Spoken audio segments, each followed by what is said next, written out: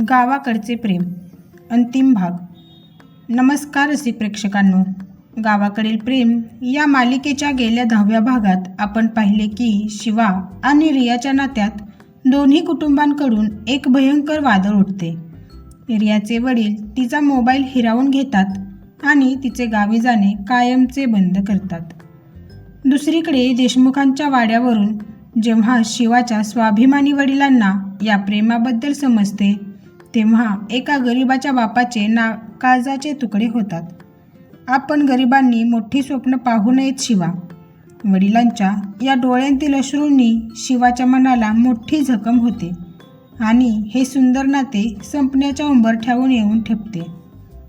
पण मित्रांनो, खरी प्रेमकथा तीच असते जी संकटांसमोर गुडघे टेकत नाही तर स्वतःचे अस्तित्व सिद्ध करते. वडिलांच्या त्या अश्रूंनी शिवामधील न्यूनगंड संपवला होता आणि तिथे एका नव्या जिद्दीचा जन्म झाला होता. स्वतःला आणि आपल्या मातीला सिद्ध करण्यासाठी शिवा जेव्हा संघर्षाची पराकाष्ठा करतो आणि मुंबईच्या त्या मोठ्या व्यासपीठावर जेव्हा तो ताठ मानेने उभा राहतो तेव्हा काय होतं? काय दोन्ही कुटुंबाचा हा ताठरपणा विरघळेल? पुढच्या उन्हाळ्यात जेव्हा रिया पुन्हा गावी येईल तेव्हा ती नेहमीसारखीच सुट्टी घालवायला येईल की कायमची या गावची लक्ष्मी होणार? चला तर मग ऐकूया या प्रवासाचा सर्वात मोठा, प्रेरणादायी आणि शेवटचा महाभाग. गावाकडील प्रेम भाग 11 आणि 12 एकत्र. महाअंतिम सोहळा. प्रेमाचा विजय. दोन्ही कुटुंबांकडून झालेल्या तीव्र विरोधानंतर आणि मुंबईतील त्या अपमानानंतर शिवा पूर्णपणे बदलला होता. विठ्ठलरावांच्या डोळ्यांतील अश्रूंनी शिवाच्या मनातील न्यूनगंड संपवला होता आणि तिथे एका नव्या जिद्दीचा जन्म झाला होता. त्याने ठरवले की तो रडत बसून आपले प्रेम गमावणार नाही. मी शेतकरी आहे. शेती करणे माझी ताकद आहे, माझी कमजोरी नाही, हे त्याला आता जगाला सिद्ध करून दाखवायचे होते. त्याने त्याचा पांढरा शर्ट काढून बाजूला ठेवला, डोक्याला लाल रुमाल बांधला आणि तो शेतीत नवनवीन प्रयोग करण्यासाठी सज्ज झाला. शिवाने गावातील कृषी अधिकाऱ्यांची भेट घेतली. इंटरनेट आणि तंत्रज्ञानाचा वापर करून त्याने पारंपरिक शेती सोडून आधुनिक हायटेक शेती करण्याचे ठरवले. त्याने आपल्या 5 एकर जमिनीवर आधुनिक पद्धतीने इस्रायली तंत्रज्ञान वापरून पॉलीहाऊस उभारले. त्यात त्याने विदेशी सिमला मिरची आणि रंगीबेरंगी फुलांची शेती सुरू केली, ज्यांना मुंबई आणि पुण्याच्या बाजारपेठेत मोठी मागणी होती. दिवस असो वा रात्र शिवा शेतातच असायचा. ठिबक सिंचन, सेंद्रिय खतांचा वापर करून त्याने अवघ्या 6 महिन्यांत शेताचा कायापालट केला. त्याचा घाम मातीत मोती बनून उमलू लागला होता. त्याच्या शेतातील मालाची थेट मुंबईच्या मोठ्या मॉल्समध्ये निर्यात होऊ लागली. एका साध्या शेतकऱ्याचा मुलगा आता कृषी उद्योजक बनत चालला होता. दुसरीकडे मुंबईत रियाचा संघर्ष वेगळ्या पातळीवर सुरू होता. तिच्या वडिलांनी तिचा मोबाईल काढून घेतला होता आणि तिच्यावर कडक पहारा ठेवला होता. पण रियाने हार मानली नव्हती. ती घरात राहूनही तिच्या बिझनेस मॅनेजमेंटच्या अभ्यासात पूर्णपणे बुडून गेली होती. तिने वडिलांसमोर एकच अट ठेवली होती, मी कॉलेज पूर्ण करेन, गोल्ड मेडल मिळवेन, पण लग्न फक्त आणि फक्त शिवासोबतच करेन.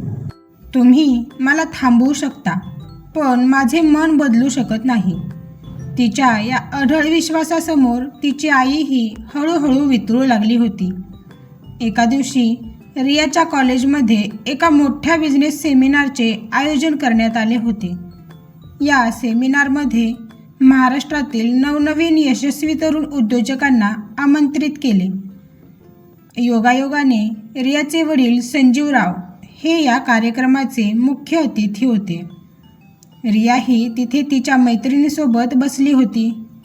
कार्यक्रमाच्या सूत्रसंचालकाने पुकारले, आता आपल्यासमोर येत आहेत गावाकडच्या मातीतून उभे राहिलेले एक यशस्वी कृषी उद्योजक, ज्यांनी आपल्या शेतमालाची थेट परदेशात निर्यात सुरू केली आहे. श्री शिवा विठ्ठलराव. शिवा हे नाव ऐकताच रिया जागेवरच उभी राहिली. संजीवरावांच्या चेहऱ्यावरचा रंग उडाला.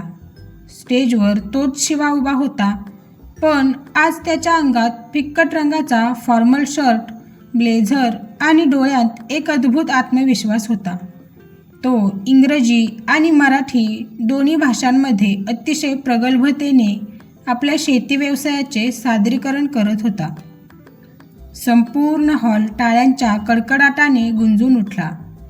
संजीवराव अचंबित होऊन शिवाकडे पाहत राहिले. ज्या मुलाला त्यांनी लायकी नसलेला म्हटले होते, तो आज त्यांच्याच व्यवसायाच्या तोडीस तोड व्यासपीठावर उभा होता.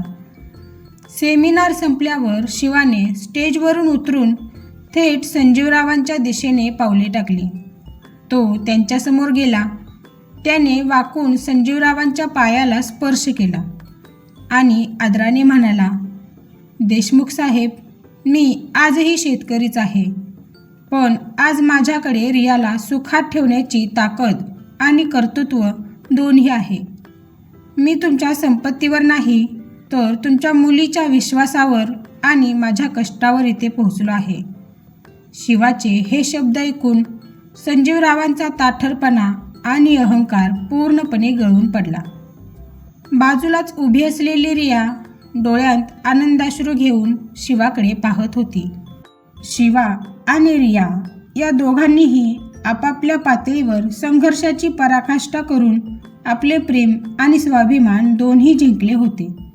त्यांच्या या खडतर प्रवासाला आता एक गोड आणि सुंदर शेवटाची ओढ लागली होती. कॉलेजमधील त्या बिझनेस सेमिनारमध्ये शिवाने दाखवलेले कर्तृत्व आणि त्याच्या शब्दांमधील प्रामाणिकपणा पाहून संजीव देशमुखांचे डोके चक्रावून गेले होते. त्यांना समजले की ज्या मुलाला त्यांनी खेडूत म्हणून नाकारले होते, तो त्यांच्याच विचारसरणीच्या 2 पावले पुढे जाऊन स्वतःच्या पायावर उभा राहिला होता. मुंबईला परत आल्यावर संजीवरावांनी रियाची डायरी तिच्या हातात दिली आणि तिच्या डोक्यावर हात ठेवून म्हणाले, रिया, माझ्या संपत्तीपेक्षा तुझी निवड जास्त श्रीमंत निघाली ग. शिवाने केवळ स्वतःलाच सिद्ध केलं नाही, तर माझ्या अहंकारालाही हरवले. मला तुमच्या नात्याला परवानगी देताना आज मनापासून आनंद होतोय. वडिलांच्या तोंडून हे शब्द ऐकून रियाने त्यांना घट्ट मिठी मारली आणि तिच्या आनंदाला पारावार उरला नाही. पुढचा 1 वर्ष शिवा आणि रिया दोघांसाठीही खूप धावपळीचा पण आत्मविश्वासाने भरलेला गेला. रियाने तिचे बिझनेस मॅनेजमेंटचे शिक्षण गोल्ड मेडलसह पूर्ण केले, तर शिवाने त्याच्या आधुनिक शेतीचा विस्तार आणखी 2 गावांमध्ये केला. आता दोघांमध्ये कोणताही अबोला किंवा अंतराची भीती नव्हती, कारण त्यांचे मन एकमेकांशी पक्के जोडले गेले होते. आणि बघता बघता पुन्हा एकदा मार्च-एप्रिल महिना उजाडला. उन्हाळ्याची चाहूल लागली. झाडांना नवी पालवी फुटली आणि कोकिळेचा कुहू कुहू आवाज गावाला ऐकू येऊ लागला. पण यंदाचा मे महिना शिवासाठी नेहमीसारखाच वाट पाहण्यासारखा नव्हता, तर एका मोठ्या उत्सवाचा होता.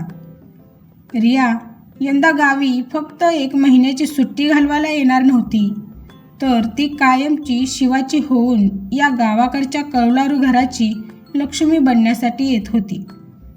दोन्ही कुटुंबाच्या संमतीने मे महिन्याच्या एका शुभ मुहूर्तावर लग्नाची तारीख निश्चित झाली. लग्नाचा दिवस उजाडला. देशमुखांचा तो जुना भव्य वाडा आणि शिवाचे साधे कौलारू घर या दोन्हीही झेंडूच्या फुलांनी आणि आंब्याच्या तोरणांनी सजले होते. संपूर्ण गाव जणू जत्रेसारखा माहोल होता. मुंबईहून रियाचे नातेवाईक आणि मित्रमैत्रिणी मोठ्या गाड्यांमधून गावात दाखल झाले होते.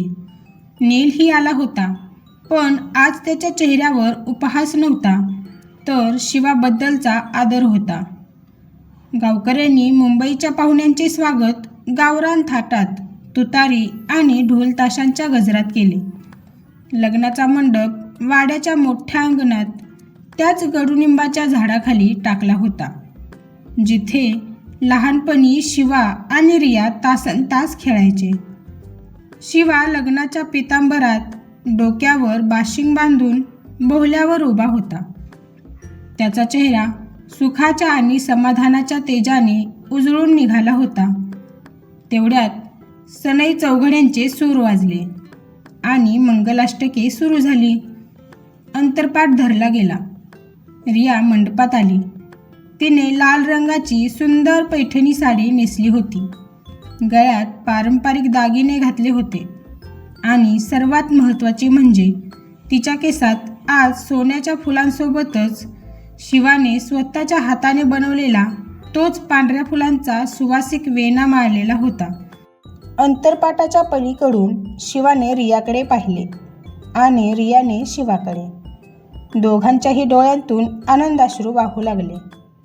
लहानपणापासून सुरू झालेला हा प्रवास, ती वाट पाहणे, तो विरहाचा त्रास, तो फॅमिली ड्रामा आणि तो संघर्ष, सर्व काही एका सुवर्णक्षणात सार्थ झाले होते. सावधान. अक्षता पडल्या. अंतरपाट दूर झाला आणि शिवाने रियाच्या गळ्यात मंगळसूत्र बांधले आणि तिच्या भांगात सिंदूर भरला. संपूर्ण मंडप टाळ्यांच्या आणि अक्षतांच्या वर्षावाने न्हाऊन निघाला. गावाकडच्या एका साध्या कष्टाळू मुलाचे आणि मुंबईवरून येणाऱ्या राणीचे प्रेम अखेर यशस्वी झाले होते. संध्याकाळी लग्नाचे विधी आटोपून दोघे नदीकाठच्या त्याच खडकावर गेले, जिथे त्यांनी भाग 6 मध्ये एकमेकांना प्रेमाची कबुली दिली होती. मावळतीचा सूर्य आकाशात लाल केशरी रंग उधळत होता आणि नदीचे पाणी संथपणे वाहत होते. रियाने शिवाच्या खांद्यावर डोके ठेवले आणि त्याचा हात आपल्या हातात घट्ट धरला. शिवा, आता मला दरवर्षी मुंबईला परत जाण्याची वाट पाहावी लागणार नाही ना रे? रियाने लाडात येत विचारले. शिवाने तिच्या कपाळावर एक हलकीशी पापी घेतली आणि म्हणाला, नाही राणी, आता तुझी वाट पाहणं संपलं. आता तू कायमची या मातीची आणि या शिवाच्या हृदयाची झाली आहेस. नदीच्या संथ वाऱ्यासोबत त्यांच्या सुखी संसाराची आणि एका सुंदर गावरान प्रेमकथेची इथे सुपळ संपूर्ण सांगता झाली. प्रेमकथा आवडली असल्यास चॅनलला सबस्क्राईब करायला विसरू नका. भेटूया पुढच्या नवीन प्रेमकथेमध्ये. धन्यवाद.